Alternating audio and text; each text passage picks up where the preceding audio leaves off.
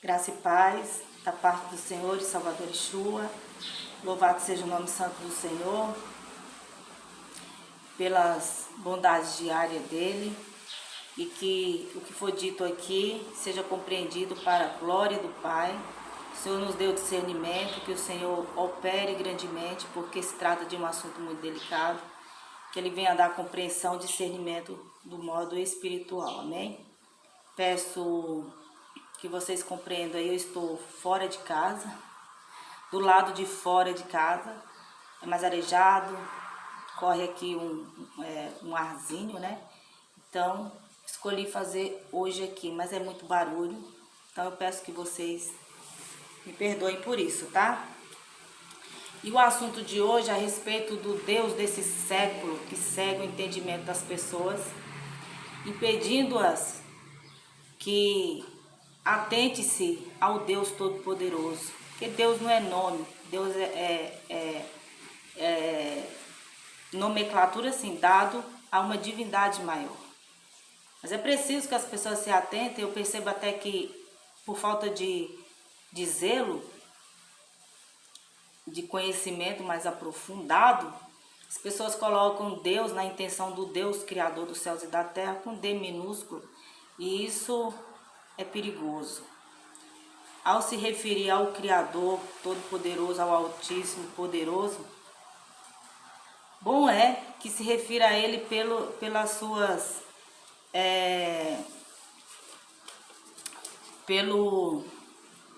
como eu coloquei no vídeo anterior, pelos seus atributos, porque o Senhor, o que não falta são atributos que podem ser referidos a Ele, como Criador, Poderoso, Altíssimo, e assim demonstramos temor, amém?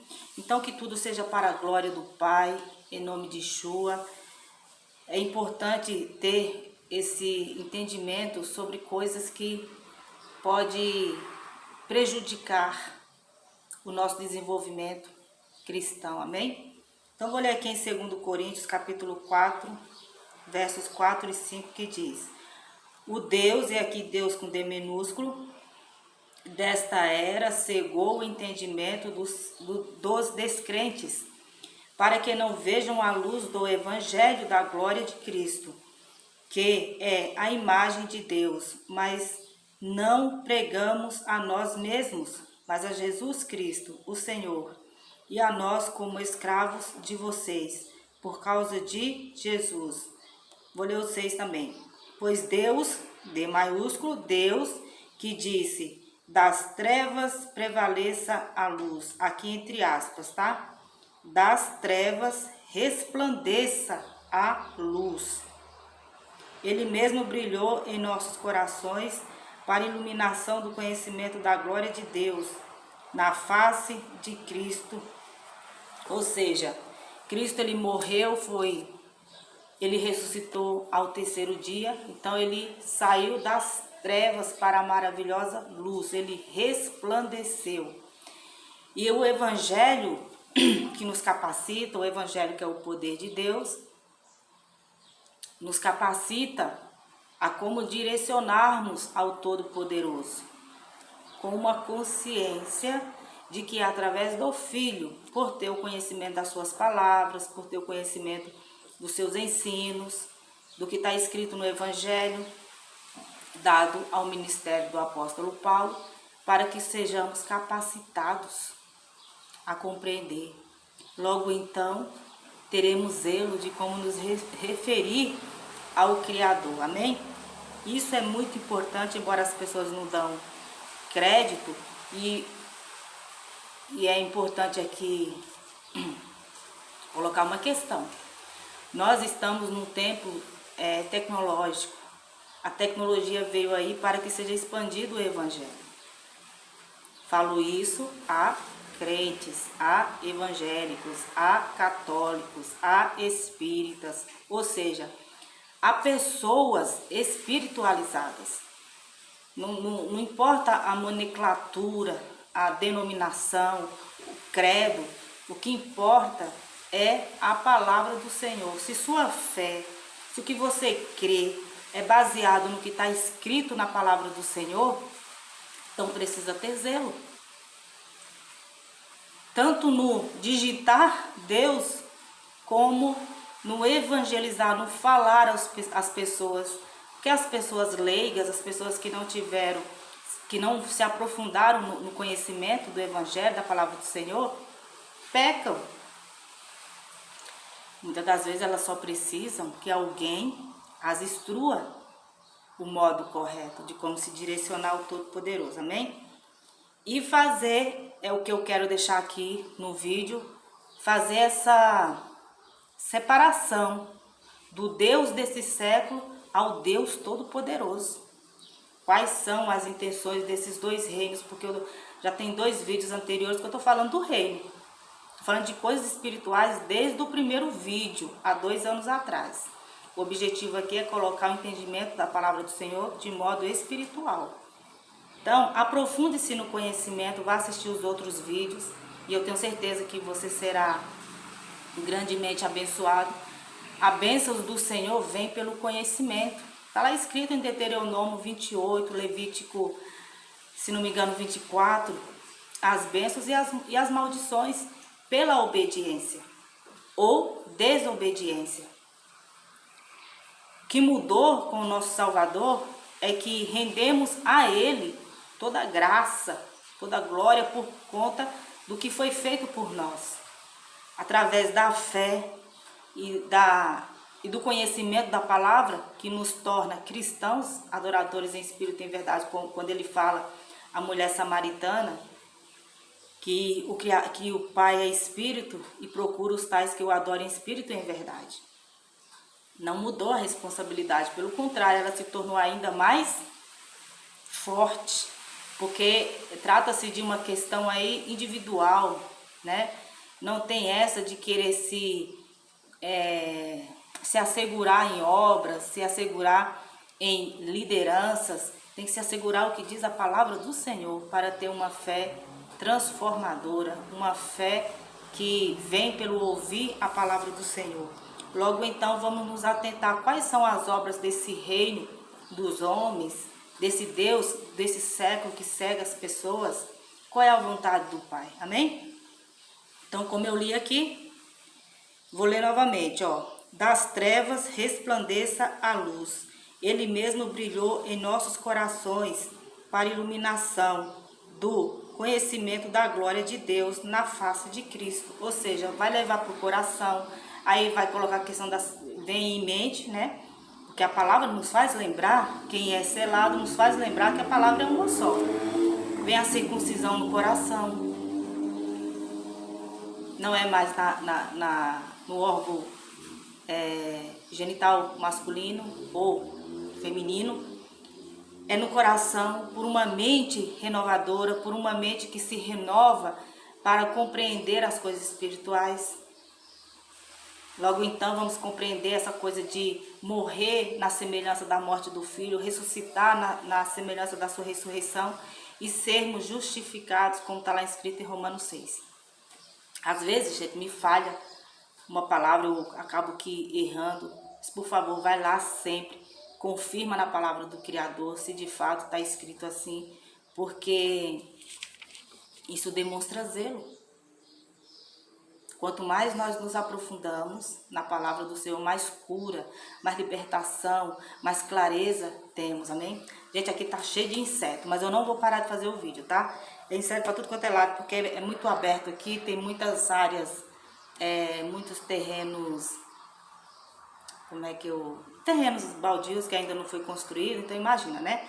Mas o que realmente está aqui em questão é a palavra do Senhor, amém? Lá dentro tá muito quente, não dá para ficar lá.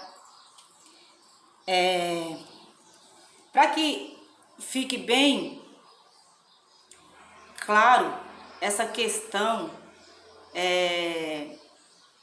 espiritual, aqui combater, como que podemos combater contra essas coisas, eu vou ler aqui algumas mensagens, tá? Como por exemplo aqui em Atos 7, quando Estevão, pelo agir do Espírito Santo, ele fala de coisas desde Moisés até o momento do qual ele estava, fazendo um resumo da história para chegar a um ponto importantíssimo que é a rejeição ao Todo-Poderoso, a rejeição ao zelo da palavra dele. Então aqui em Atos 7, 40, deixa eu ver aqui, tá? 42. 42 vai dizer: mas Deus afastou-se deles e os entregou à adoração dos astros, conforme o que foi escrito no livro dos profetas. Foi a mim que vocês apresentaram sacrifícios e ofertas durante os 40 anos do deserto, ó nação de Israel.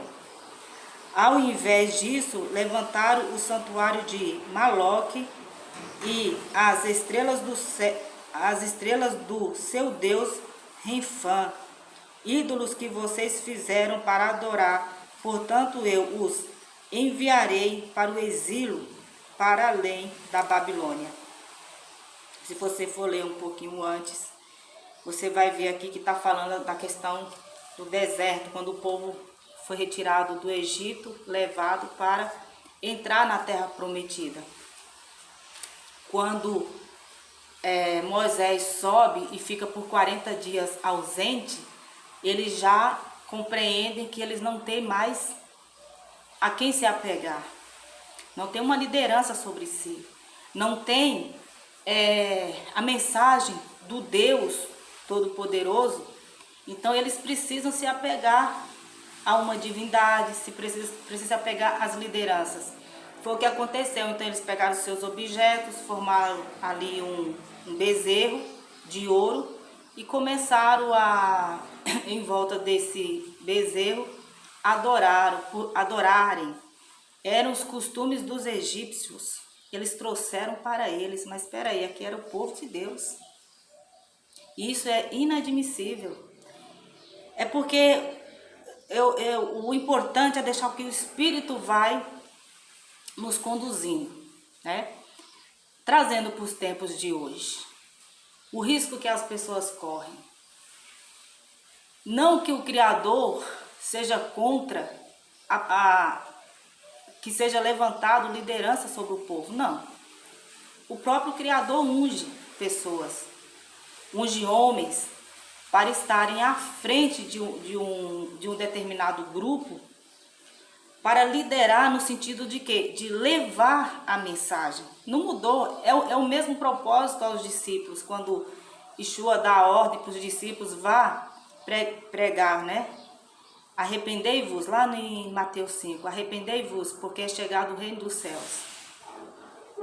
Aí aqui em Atos 2, é muito interessante ler todos os capítulos de Atos. Em Atos 2, vem a descida do Espírito Santo para capacitá-los, porque o Yeshua, que estava com eles antes, agora poderia e estava em espírito, porque não os deixaria órfãos.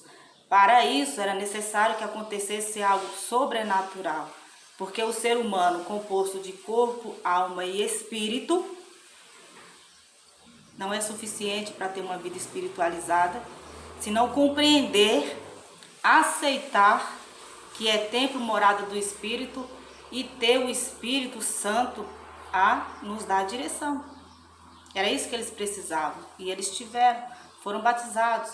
Todos que ouviam de Pedro e outros a respeito do Filho, a respeito da ressurreição, houve até um complô. Se você ler Atos 5, você vai ver isso, para que não fosse conhecido o nome do Filho.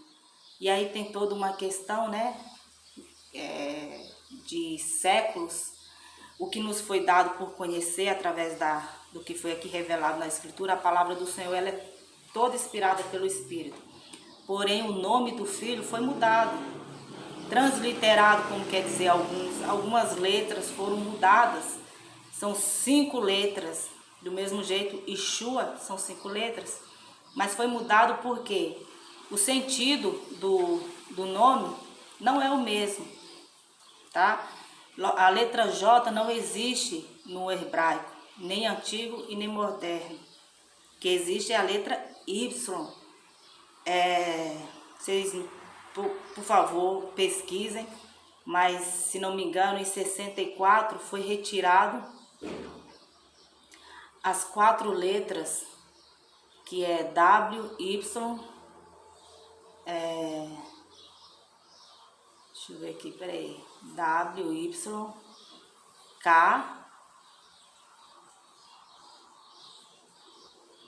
na verdade são essas 3, né, gente? K, W e Y foram retirados do alfabeto português.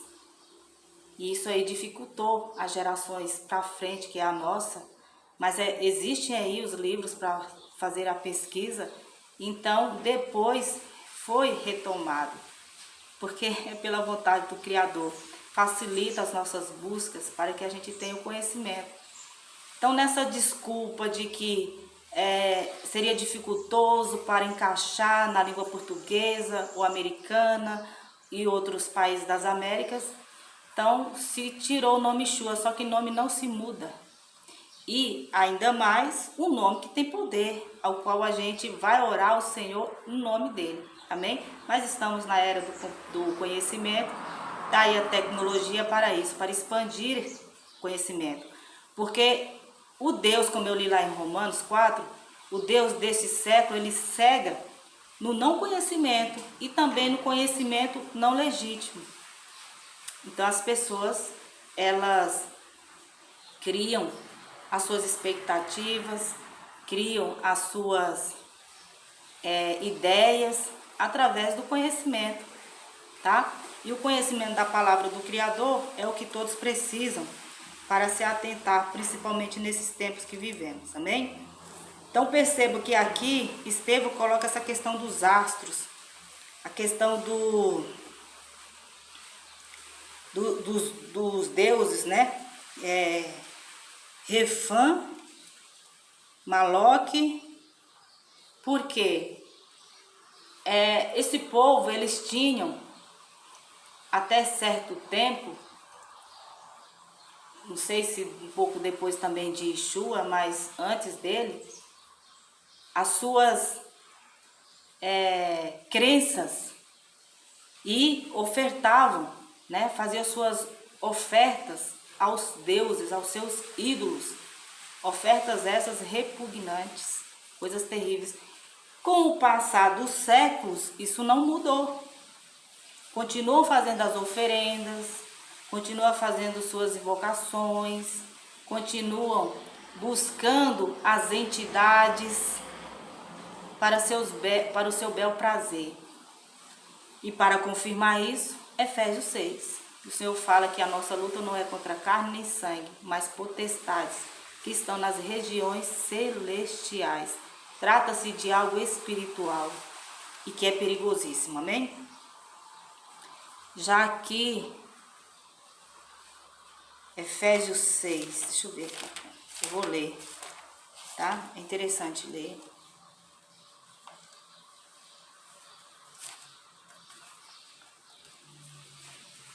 Precisamos nos aprofundar no conhecimento da palavra do Senhor, porque é o que nos dá a certeza de que temos um Deus todo-poderoso a nosso favor, amém? Então, Efésios 6, a partir do versos 10, vai dizer: finalmente, fortaleçam-se no Senhor e no seu forte poder. Vistam toda a armadura de Deus, para poderem ficar firmes contra as ciladas do diabo.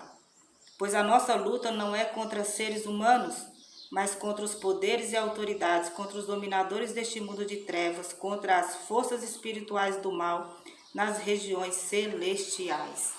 E aí dá para compreender por que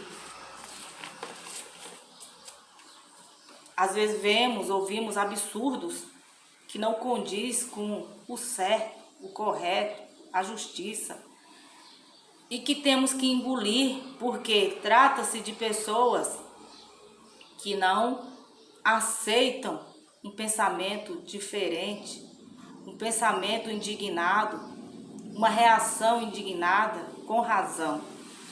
E essas pessoas se tornam firmes nas suas decisões, por quê? Porque elas estão cegas, né?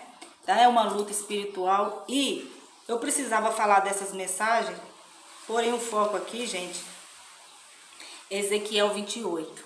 Se não der para ler tudo, por favor, leiam, meditem, tá? Eu preciso ler para a gente falar um pouquinho a respeito. Olha só, prestem muita atenção, tá? Isso aqui exige muita atenção. Ezequiel 28. Veio a mim esta palavra do Senhor. Filho do homem, diga ao governante de Tiro, assim diz o soberano Senhor. No orgulho do seu coração você diz, sou um Deus. Deus com D minúsculo, tá? Sento-me no trono de um Deus, no coração dos mares. Mas você é um homem e não um Deus. Até aqui é Deus com D minúsculo, tá? Embora se considere tão sábio quanto Deus, com D maiúsculo. Você é mais sábio que Daniel? Não haverá segredo que lhe seja oculto? Mediante a sua sabedoria e o seu entendimento, você granjeou riquezas e acumulou ouro e prata. E seus tesouros,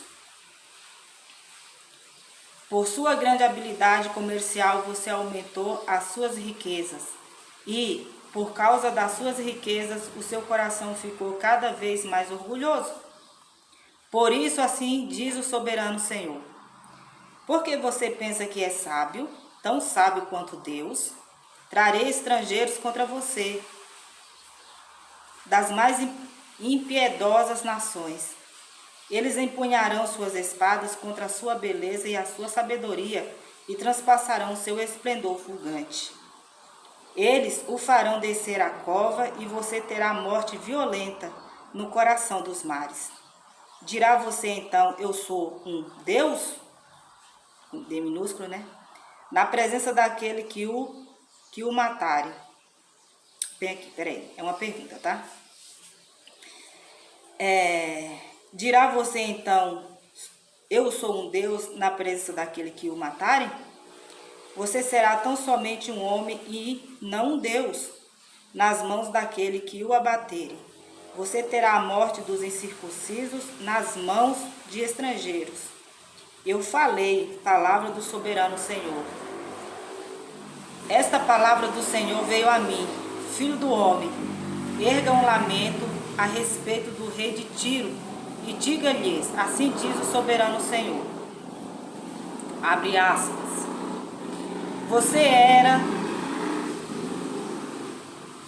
era o modelo da perfeição, cheio de sabedoria e de perfeita beleza.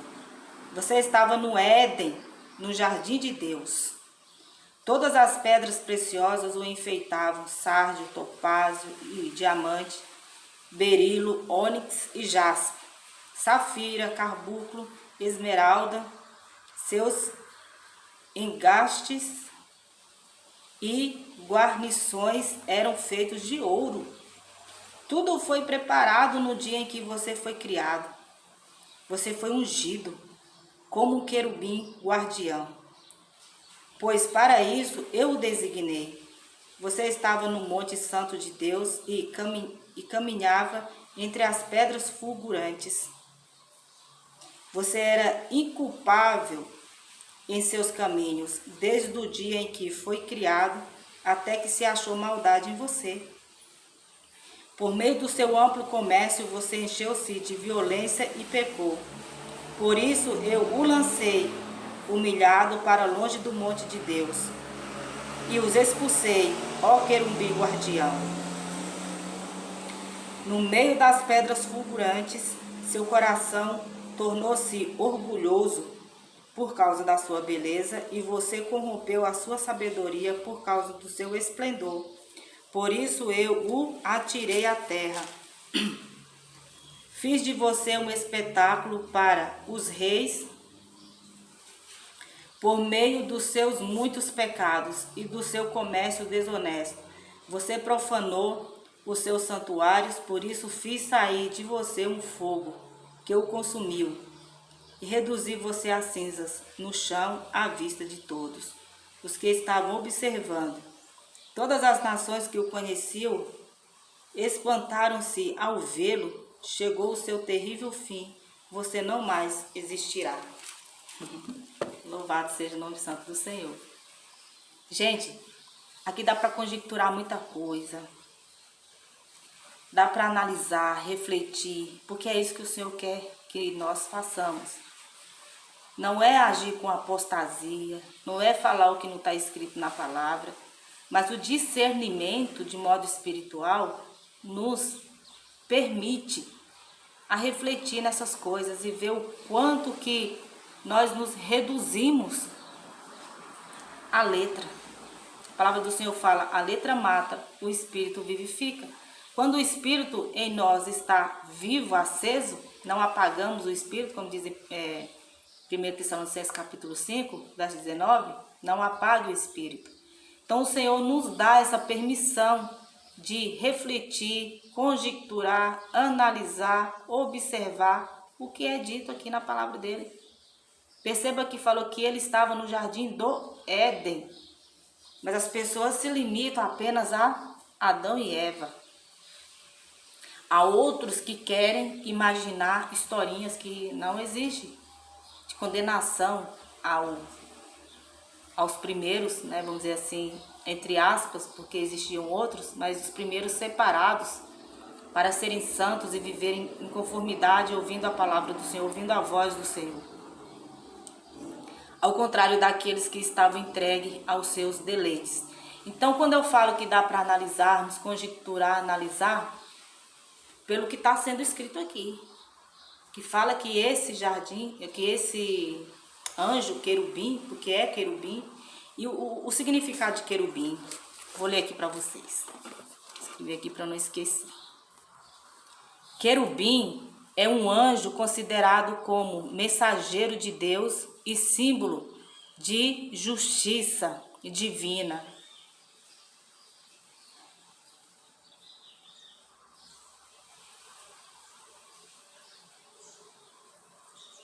Espera aí.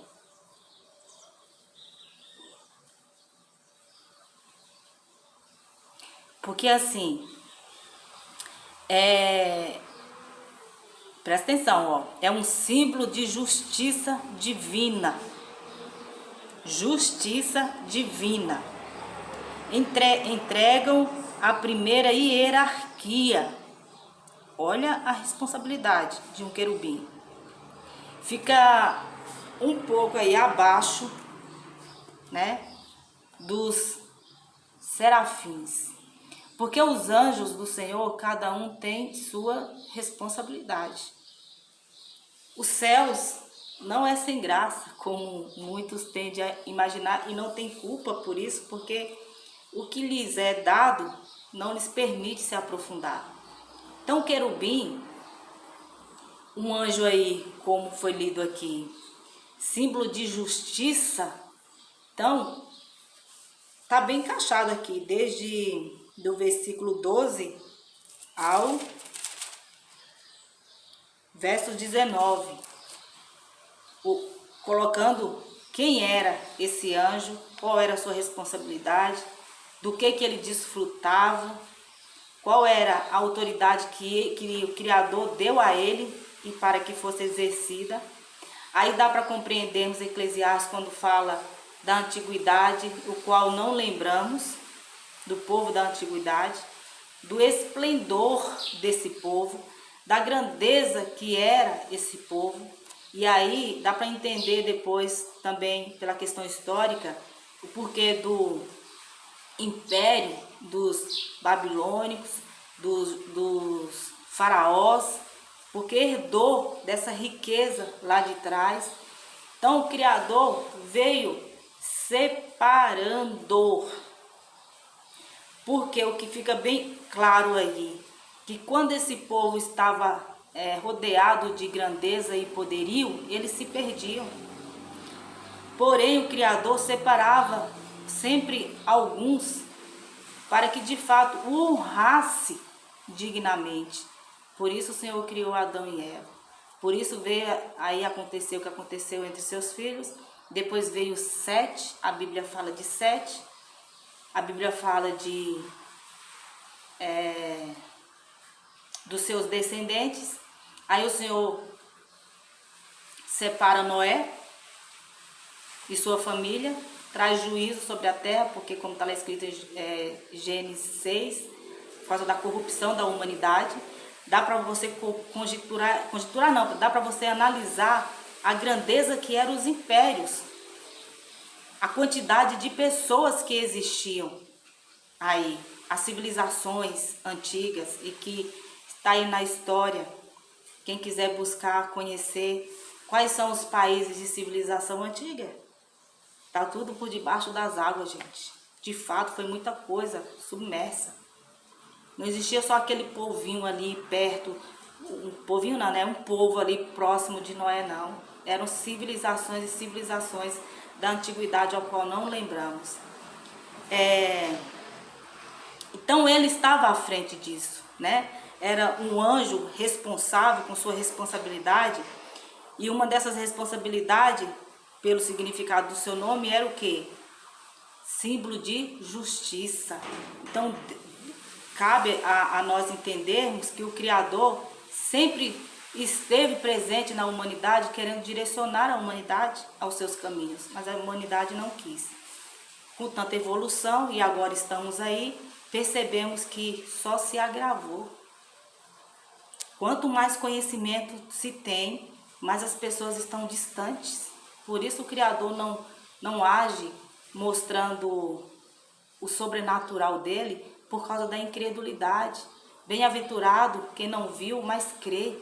É pela fé. Temos que nos voltar para a fé. Eu poderia falar tanta coisa aqui, mas tanta coisa. Mais um pontinho aqui interessante que eu li, ó, para que depois as pessoas não falar, mas isso aí que foi lido no verso 17, que diz: seu coração tornou-se orgulhoso por causa da sua beleza, e você corrompeu a sua sabedoria por causa do seu esplendor. Por isso eu atirei à terra. Atirar aqui é literalmente, tá? O significado da palavra aqui, ó. Impeli, arremessei, arrojei, disparei, pulsionei, lancei. O Criador lançou sobre a terra. Porque dá a entender que ele tinha acesso, não era um ser humano, como coloca aqui no início, dá a entender o rei de Tiro, né? Que era um ser humano, uma pessoa de carne e osso, sem poderes, que não tivesse vínculo celestial. Não, tinha sim. Ele rodeava a terra, como vai falar em Jó, e ele tinha acesso ao Todo-Poderoso, mas ele foi atirado. E aí essa civilização, esse povo presenciou isso, a destruição desse inimigo que se tornou de Deus por querer ser igual a Deus. Agora se entende por que está lá escrito em Efésios, porque ele é espírito, o espírito não é destruído, o espírito retorna-se a Deus, mas existe aí uma separação. Por isso que fala que a nossa luta não é contra carne e sangue, mas as potestades que estão nas regiões celestiais. Eu vou continuar depois, eu acho muito interessante isso. Eu espero que até aqui vocês tenham compreendido. Amém? Fiquem todos na paz.